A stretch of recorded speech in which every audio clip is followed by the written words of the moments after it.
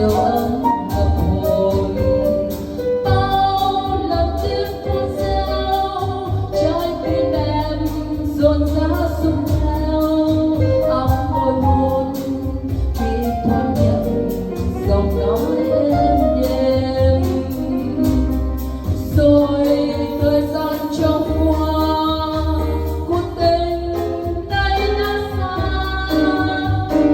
Sao ơi cờ chân cuối qua,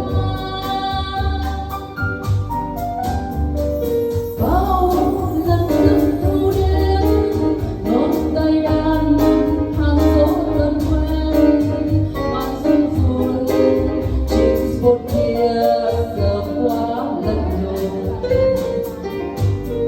Âm thầm đêm đau thương mãi trong tim ngàn tiếng yêu anh.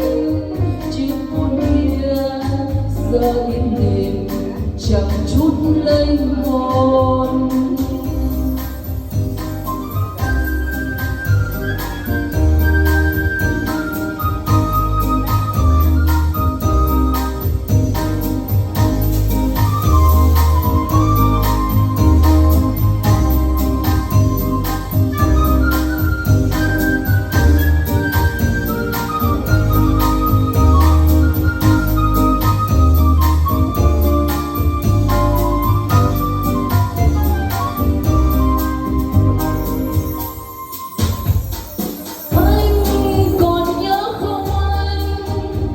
Bao đêm rộn rã đôi tim, chiếc phút kia đã cho ta siêu ấm ngập hồn.